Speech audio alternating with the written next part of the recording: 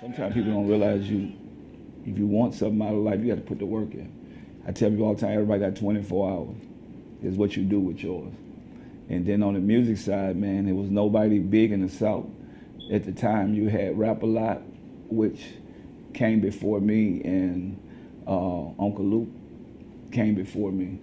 But I felt like, the New Orleans bounce sound was going to change the game because people wanted to party. So I added the street music with the bounce, and it just made a unique sound. And, put your trust in God and hard work. A lot of people, they give up before they really get to where they're going at. And I'm just one of them guys, man, there's going to be no limit. There's going to be no limit. That's all I kept saying. I never said I was poor when I lived in the ghetto. I always say I'm waiting on my money, the check in the mail. Like, I'm not going to use, people don't realize the power of words. Power of words, when you say, I'm broke, I'm done, that's normally what it is, When I got into the music business, I say I'm a master of what I do, so I call myself Master P because, my first name, Percy, and just use the initial with Master. And I always thought like an entrepreneur. Even as a kid, 5, 6 years old, I was carrying the older people groceries from the store. I was cutting grass. So I was doing stuff that bosses do, but I was at a young age. I'm like, then nobody in my family had anything. So I lived with my grandparents, while most kids complain. My grandparents had 12 kids, and that's what motivated me. I know I needed to make millions. 1 million, not gonna do it for me. I was raised with 14 kids in the house with 2 adults. That was 16 people in a 3-bedroom project. So I never had a bed till I went to college. And I was the last one to eat in the house. Think about it, if you got 12 other kids before you, most of the time I got the short end of the stick, but I use that as, I can't do nothing but go up from here. I start thinking about the things I have. I got a roof over my head. I don't live in a mansion, but I have a roof over my head. I gotta be thankful for what I have. So, and then I put my trust in God, man. Put my trust and faith in God. I said, you know what? It gotta be something better for me. So, in that hard work, saying nobody don't have to give me nothing, I'm going to work for it.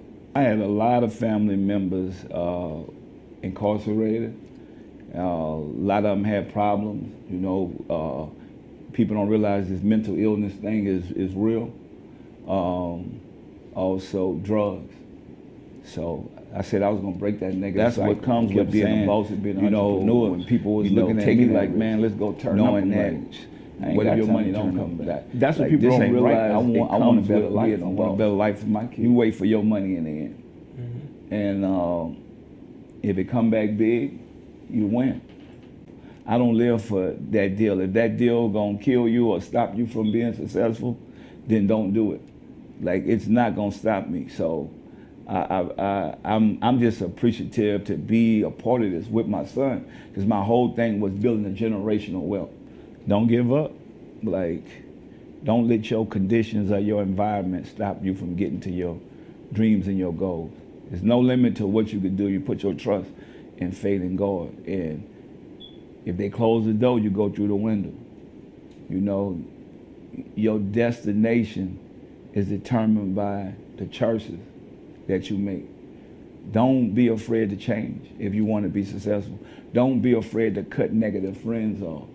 Don't be afraid to cut negative family members off to get to where you need to go. To be honest, like, you got to do what it's going to take for you to be successful. And you're going to have to put the work in. It's not going to be easy, especially if you don't have nothing. Don't look for nobody to give you nothing. Go out there and get it, because most people, they think that, some people always say, man, I just need a hand up or whatever. You don't need that. You need to put your trust in God and do what you love to do. Nobody's going to help you. To be honest with you, like, I stopped looking for people to help me when I was in a project. Like, nobody's going to help you.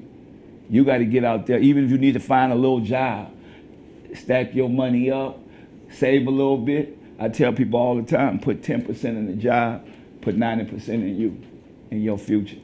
Because you have to figure out, if you're going to be successful, you're going to have to own some type of product. Product outweigh talent. So you could be the most talented person in the world. At the end of the day, find out something that you love to do and turn it into a brand, turn it into a product, and you will be successful. I mean, and if you put the work in, nobody can stop you.